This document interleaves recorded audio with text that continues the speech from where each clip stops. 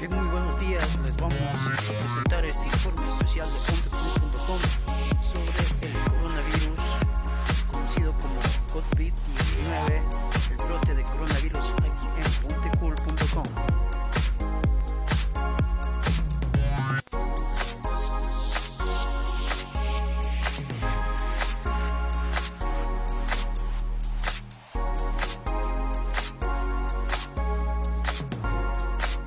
Hay nuevos datos sobre la misteriosa enfermedad que ataca a los niños y podría estar ligada al COVID-19. Ya son al menos 15 los menores hospitalizados en la ciudad de Nueva York con este síndrome inflamatorio. Rogelio Morataglia tiene el caso de un pequeño de 8 años que sufrió un paro cardíaco y pasó días conectado a un respirador. La familia Jardobar tiene que dar las buenas noches a Jaden por videollamada. El niño de 8 años continuó hospitalizado en cuidados intensivos después de sufrir un paro cardíaco. Estaba acostado en la cama con su mamá y de repente sucedió, cuenta su padre. Los doctores que le atienden están convencidos de que el COVID-19 es la razón. Hace tan solo unos días, Jaden era un muchacho lleno de energía. Sus padres aseguran que sin condiciones preexistentes presentó fiebre y malestar estomacal. Aún así parecía que estaba bien, pero no lo estaba. Miré su cara y sus labios estaban todos azules, recuerda su mamá. Jaden terminó conectado a un ventilador por varios días en este hospital. Expertos de salud han identificado un nuevo síndrome relacionado con el COVID-19. Y ahora los médicos advierten a los padres de familia que vigilen síntomas como fiebre, salpullido, ojos irritados, dolor abdominal, vómito y diarrea. Antes pensábamos que coronavirus no pegaba tan fuerte a los niños, eso es lo que nosotros hemos visto, pero también quiero que los padres sepan que nosotros, doctores, ya hemos visto estos tipos de síndromes o condiciones y sabemos cómo tratar al paciente. Estos padres están convencidos que si lo hubieran sabido, habrían acudido antes al hospital y Jaden no habría sufrido el paro cardíaco. El hecho de no saber suficiente sobre la enfermedad les provoca temor, pero también sienten alivio. Bye, Jaden, we miss you. Porque hoy pueden decirle a Jaden que lo extrañan. Rogelio Morataglia, Noticias Telemundo.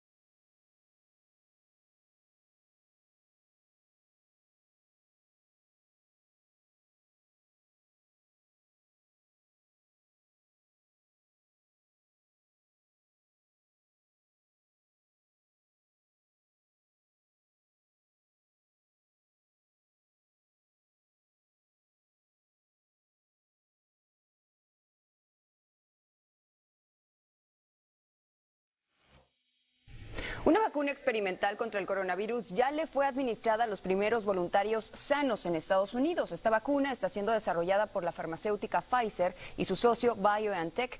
En este proyecto están participando investigadores de universidades de Nueva York y también de Maryland. Este estudio es parte de un programa de desarrollo global con pruebas en humanos y que ya está en curso en Alemania. Y precisamente para hablar al respecto, saludo esta tarde al doctor Alejandro Cané de la compañía Pfizer y quien nos acompaña desde Buenos Aires, Argentina. Doctor, muy buenas tardes, bienvenido. El que hayan empezado los ensayos clínicos de esta vacuna en humanos, ¿significa que pronto podríamos tener una vacuna para la población en general? Muy buenas tardes primero. Sí, nosotros estamos muy contentos en compartir la buena noticia de haber comenzado los ensayos de fase 1-2 con nuestra vacuna candidata de ARN mensajero en los sitios que usted mencionó en los Estados Unidos, y esto es el primer paso para probar que la vacuna es segura, es decir, que tiene pocos efectos adversos y que es capaz de producir anticuerpos que puedan prevenir la enfermedad. Y sin duda es el primer paso para encontrar una vacuna lo antes posible para estar disponible frente a esta situación de pandemia que estamos viviendo todos. Una buena noticia, doctor, pero como científicos, y ya que menciona la seguridad, ¿cómo saben que estas vacunas no le van a hacer daño a las personas que están participando en estas pruebas? El principio fundamental de cualquier desarrollo de vacunas es mostrar que la vacuna es segura, es decir, que los efectos adversos son tolerables cuando las personas las reciben. Y después, mostrar que la vacuna es capaz de prevenir la enfermedad para la cual se diseñó. Este es el compromiso por el cual hemos empezado a desarrollar primero una etapa preclínica en animales, y con esa información hemos recibido la luz verde para proceder a los estudios clínicos en Europa la semana pasada y ahora aquí en los Estados Unidos para tratar de tener una vacuna basada en ARN mensajero, una plataforma completamente nueva, pero que muestre seguridad e inmunogenicidad para prevenir la infección frente al COVID-19. Doctor, en relación a los tiempos, hay quienes creen que pues en medio de toda esta prisa por encontrar rápidamente una vacuna contra el COVID-19, pues tal vez no haya garantías de que sea confiable y que sería peor el remedio que la enfermedad. ¿Qué les diría para disipar esta creencia? Yo creo que el desarrollo de todas las vacunas, como hablábamos recién, demuestra primero que nada seguridad y después eficacia. Y ninguna vacuna va a llegar al mercado sin demostrar estas dos condiciones fundamentales de cualquier vacuna. En este caso, la vacuna basada en ARN mensajero que nosotros estamos testeando va a permitir, al final de este estudio de fase 1-2, y trabajar en tiempo real con la FDA para mostrarle la información de seguridad e inmunogenicidad en hasta 8.000 sujetos que pensamos enrolar en esta primera etapa de desarrollo, y de esa manera, bajo la denominación de uso de emergencia y autorización de emergencia, poder disponer de la vacuna para finales de este otoño. Calculamos tener millones de dosis disponibles a finales de octubre, para tener 10 millones o más dosis a finales de año y cientos de millones de dosis a principios del 2021. Obviamente para prevenir la enfermedad en aquellas personas que están más expuestas y que tienen mayores factores de riesgo. ¿En quiénes se están probando esta vacuna? Buenas noches, José, un gusto estar con ustedes. Como tú dices, estamos comenzando esta semana en los Estados Unidos el estudio de fase 1-2 en niños, que involucra adultos de 18 a 55 años en una primera etapa, buscando información acerca de la seguridad, la eficacia medida a través de la producción de anticuerpos, la tolerabilidad y la dosis adecuada de la vacuna candidata en la cual estamos trabajando basada en ARN mensajero. Y doctor, ¿qué ventajas tiene esta vacuna frente a otras? Esta vacuna de ARN mensajero es una tecnología completamente nueva que lo que busca es tener una capacidad de elaboración muy rápida y de manufactura a gran escala de forma muy rápida. Es una señal que utiliza el virus para producir una proteína. Al ser introducida en una microcapa lipídica dentro de la célula, el organismo produce este antígeno que circula por la sangre y producirá de esa manera anticuerpos que protegen frente a la enfermedad natural. Esta forma, que es completamente innovadora, nos permite ser confiados en que en forma paralela al desarrollo de la vacuna podemos empezar la producción para tener millones de dosis listas a fines de este año 2020 y cientos de millones a principios del 2021. ¿Estaría, doctor, diciendo que posiblemente habría una vacuna al final de este año?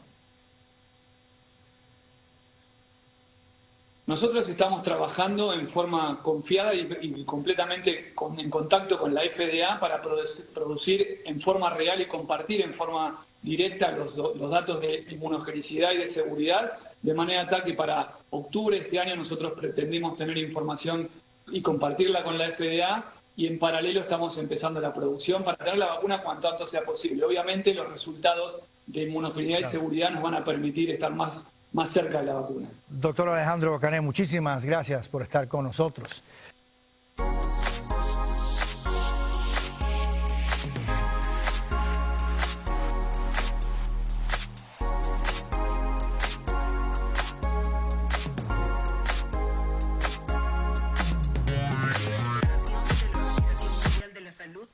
Que hablan no solamente sobre una segunda, sino también sobre una tercera ola, punto 1. Punto 2, usted está viendo que es muy difícil, por más fuerza pública que se tenga, controlar una ciudad que tiene hambre. La gente sale para vivir, sale para comer, porque afuera encuentra la muerte por COVID, pero adentro de sus casas las encuentra por hambre. Entonces, como alcaldesa de esta ciudad, yo tengo que estar preparada para una segunda ola, para un rebrote de contagio, que puede provocar esta salida masiva a vender para poder sobrevivir. Por eso, desde el 16 de abril, activamos todos los puntos nuestros en salud que no tenían que estar trabajando en una pandemia porque son de atención primaria, pero los adecuamos con 300 camas en total, cada una con oxígeno.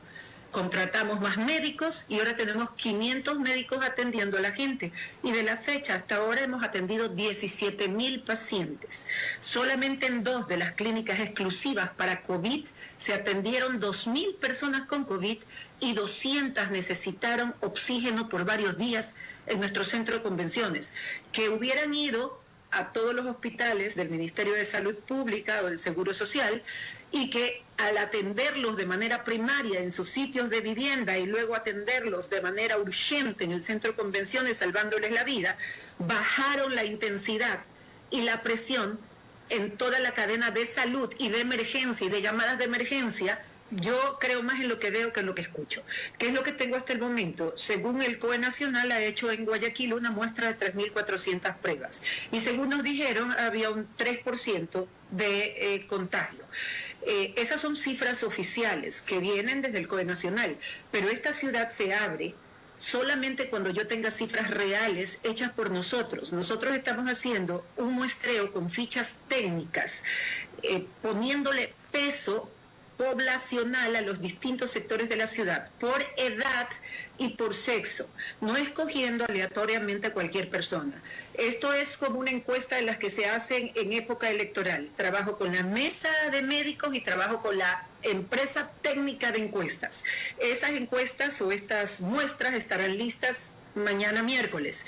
Tendremos una primera foto de lo que sucede en Guayaquil, y para el 18 de mayo, hasta donde esté extendido nuestro semáforo rojo por el COE cantonal, tendremos una segunda fotografía para poder compararla con la primera. Eso es lo que cuenta para mí. En efecto, ese va a ser nuestro termómetro para poder regresar poco a poco a lo que ahora han denominado la nueva normalidad, que nunca será igual, Estefi, nunca volveremos a estar, al menos por largo tiempo, trabajando de la manera que lo hacíamos antes. Por eso la ordenanza puesta por nosotros a las industrias, comercios, etcétera.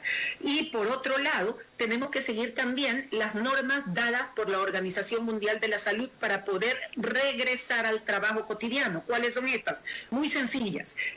Si la transmisión está controlada, número 1, si el sistema de salud está capacitado para una segunda ola de contagio, si existen determinados los focos de infección y si estos están controlados, las medidas preventivas en lugares de trabajo, control de personas que vengan de otras zonas de transmisión y una comunidad educada. Nosotros estamos dentro de estos 6 puntos, primero controlando a través de esta muestra si la transmisión ha parado, está estable, ha bajado o ha subido.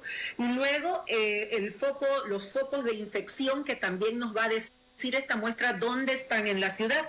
Las medidas preventivas en lugares de trabajo, ya aprobamos la ordenanza. El control de las personas que vengan en transmisión, sigue cerrado el transporte o las venidas de otras provincias a esta ciudad. En redes sociales, días anteriores circuló un video donde se observa un bus de la Metrovía completamente lleno. Ese video es real, fue tomado en la Troncal 2, un bus articulado que tuvo problemas en la parada San Agustín, en donde aproximadamente unas 40 personas no respetaron las indicaciones del guardia y entraron a tropel dentro del bus. Hasta el momento han fallecido 11 conductores de los buses articulados de la Metrovía. La Fundación pide la colaboración de la ciudadanía para evitar que se registren más víctimas entre trabajadores y usuarios. tumbaron a la persona que controlaba la entrada a la metrovía y entraron en tropel, tal como lo dice Leopoldo Falquez. ¿Qué hicimos esta semana? ¿Qué hicimos ayer? Hemos contratado a más gente para que cuide la entrada de la metrovía, a la policía, que nos está ayudando con mucha fuerza, las Fuerzas Armadas también, y los agentes metropolitanos, los bomberos, justicia y vigilancia, mercados, e inclusive gente de obras públicas que en este momento no está trabajando, están siendo parte del control exhaustivo que ayer funcionó. Funcionó porque no solamente dejamos entrar un número de personas determinadas que constan en los asientos de los articulados, sino que número 2, aumentamos rutas.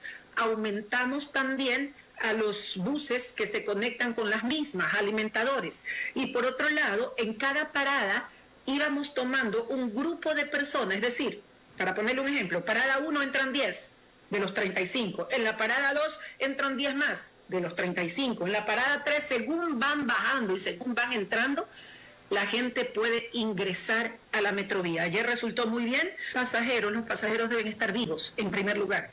Así es que si la transmisión sigue con intensidad, no van a tener pasajeros que se suban a la metrovía, número 1. Número 2, nosotros estamos solventando el combustible de la metrovía desde el primer día de esta pandemia, desde el primer día de esta epidemia. Pagamos como municipio su combustible para que puedan seguir funcionando y tengan lo que ellos llaman menos pérdidas en el transporte de la gente. No podemos dejar a la gente sin servicio.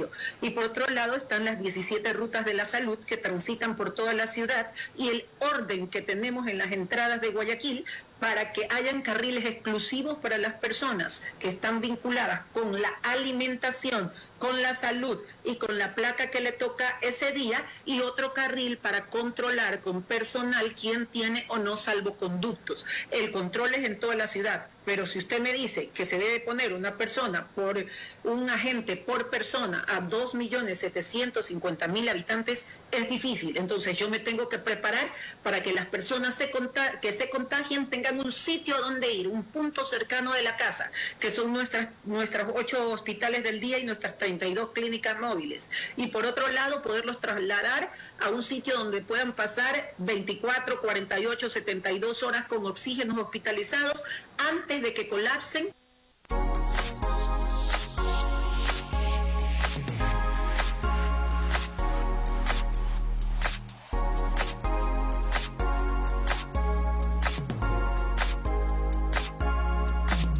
Hay nuevos datos sobre la misteriosa enfermedad que ataca a los niños y podría estar ligada al COVID-19. Ya son al menos 15 los menores hospitalizados en la ciudad de Nueva York con este síndrome inflamatorio. Rogelio Morataglia tiene el caso de un pequeño de 8 años que sufrió un paro cardíaco y pasó días conectado a un respirador. La familia Jardobar tiene que dar las buenas noches a Jaden por videollamada. El niño de 8 años continuó hospitalizado en cuidados intensivos después de sufrir un paro cardíaco. Estaba acostado en la cama con su mamá y de repente sucedió, cuenta su padre. Los doctores que la atienden están convencidos de que el COVID-19 es la razón. Hace tan solo unos días, Jaden era un muchacho lleno de energía. Sus padres aseguran que sin condiciones preexistentes presentó fiebre y malestar estomacal. Aún así parecía que estaba bien, pero no lo estaba. Miré su cara y sus labios estaban todos azules, recuerda su mamá. Jaden terminó conectado a un ventilador por varios días en este hospital. Expertos de salud han identificado un nuevo síndrome relacionado con el COVID-19. Y ahora los médicos advierten a los padres de familia que vigilen síntomas como fiebre, salpullido, ojos irritados, dolor abdominal, vómito y diarrea. Antes pensábamos que coronavirus no pegaba tan fuerte a los niños, eso es lo que nosotros hemos visto, pero también quiero que los padres sepan que nosotros, doctores, ya hemos visto estos tipos de síndromes o condiciones y sabemos cómo tratar al paciente. Estos padres están convencidos que si lo hubieran sabido, habrían acudido antes al hospital y Jaden no habría sufrido el paro cardíaco. El hecho de no saber suficiente sobre la enfermedad les provoca temor, pero también sienten alivio. Bye, Jaden. We miss you. Porque hoy pueden decirle a Jaden que lo extrañan. Rogelio Morataglia, Noticias Telemundo.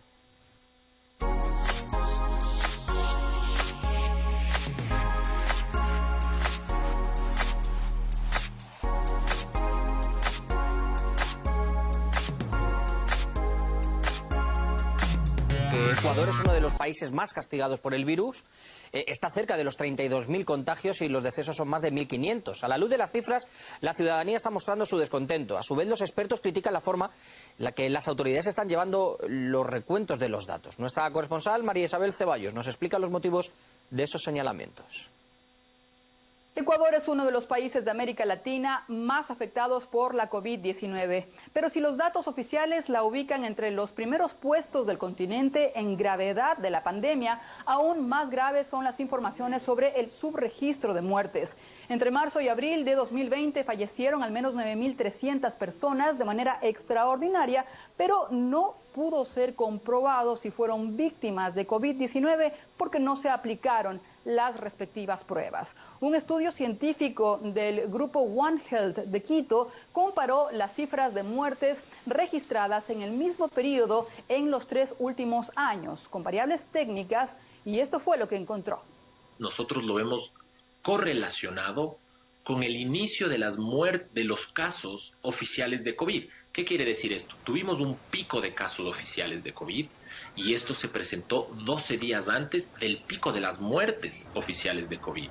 Y después hicimos correlaciones e hicimos estimaciones bayesianas para saber si es que las muertes excesivas caen en el mismo periodo, y precisamente las muertes caen en el mismo periodo, y nosotros tenemos mucha certeza de que en el Ecuador fallecieron por COVID al menos 4.800 personas.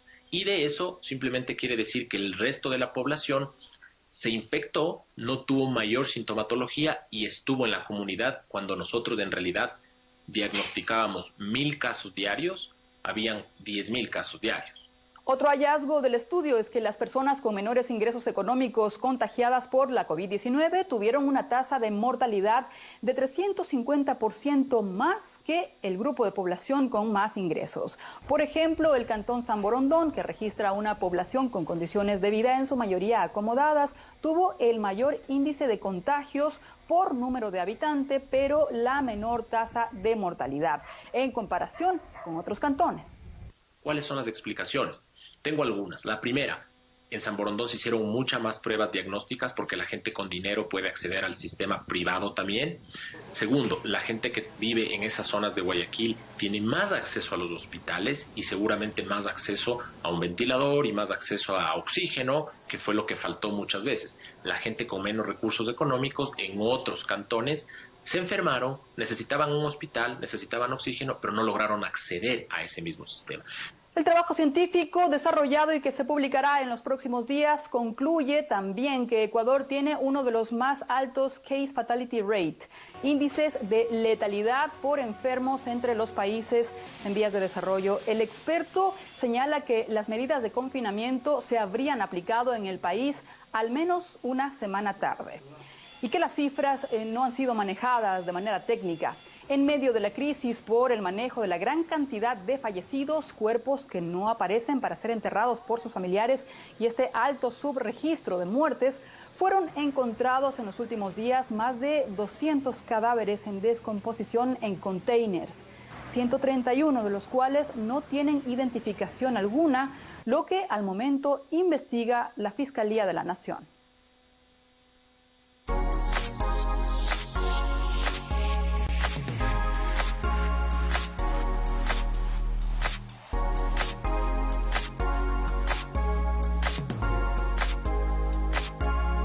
Y también se complica la situación, pero de orden público, en Ipiales, Nariño. Esto es zona fronteriza con Ecuador ante la llegada masiva de ciudadanos venezolanos que quieren ingresar al país.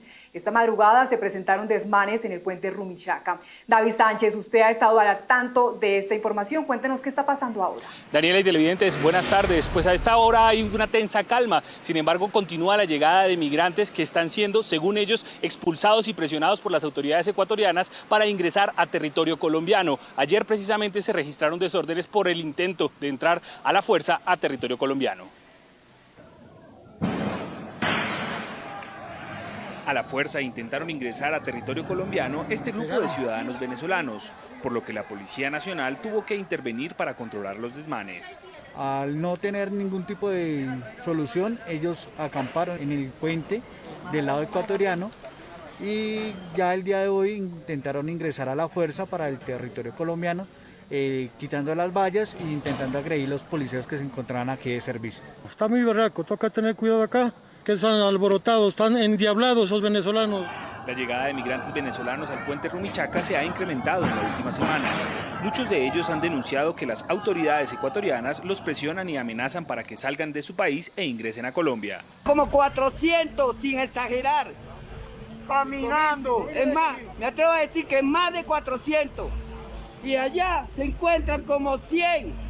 En la montaña. En la montaña. Que preferiblemente ahora viéramos si podíamos hacer negocio con ellos, a ver si podíamos entrar. ¿Negocio? Porque para allá no. ¿Negocio con nosotros? Que nos ayudáramos porque ahora era peor. Porque no vamos a pasar. Porque ahora no, para allá no vamos a pasar. El gobierno departamental y el de Ipiales han insistido en la falta de control en la frontera por parte de las autoridades ecuatorianas e hicieron un llamado al gobierno nacional. Cerca de 993 migrantes irregulares han sido contenidos en nuestra frontera. Hoy hacemos ese llamado vehemente a nuestro gobierno nacional para sostener el diálogo fluido que nos permite encontrar las soluciones a la problemática que hoy vivimos en Nariño. Las autoridades departamentales están a la espera de una reunión con sus pares ecuatorianos para iniciar un plan que permita controlar la situación. La lucha por evitar el ingreso de ciudadanos venezolanos a territorio colombiano por los pasos irregulares es constante. Sin embargo, muchos de ellos logran ingresar y atravesar las diferentes vías del departamento y del país. Desde Pasto, David Sánchez, Noticias Caracol.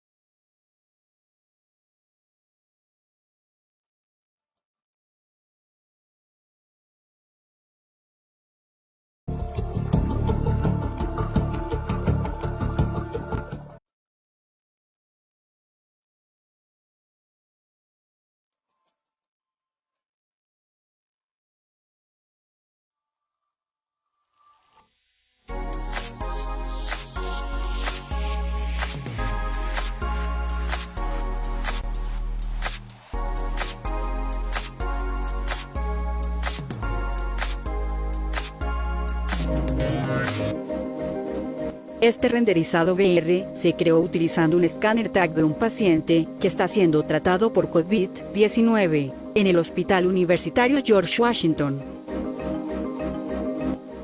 El color azul muestra la parte sana de los pulmones del paciente y el color amarillo muestra las partes de los pulmones que han sido dañadas por el COVID-19. El daño que estamos viendo es a cualquier parte de los dos pulmones, constituye un daño severo a los pulmones. Comienza difusamente como una infección viral y luego se vuelve una inflamación severa en los pulmones. Si la inflamación no disminuye con el tiempo, entonces se produce una cicatrización en los pulmones, creando daños a largo plazo y realmente podría afectar la capacidad de alguien para respirar.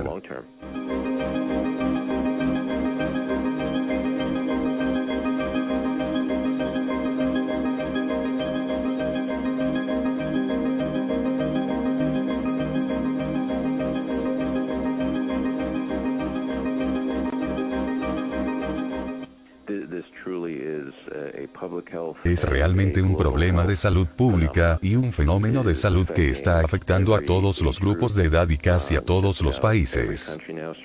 Ahora sin duda también a los 50 estados a lo largo de Estados Unidos. Así que este es un problema a nivel nacional y un problema global de la comunidad que no discrimina a ningún individuo. Quiero difundir este mensaje y mostrar estas imágenes al público. Para las personas que hasta ahora no hayan estado prestando atención a la advertencia. Quizás el profesional de la salud pública pueda ver estas imágenes y ver la destrucción que se está causando en los pulmones. Y por qué los pulmones de estos pacientes están cayendo al punto de necesitar un ventilador mecánico. Esperemos que la gente pueda ver estas imágenes y empiece a comprender por qué esto es tan serio. Y cómo este virus realmente no está discriminando entre varias personas.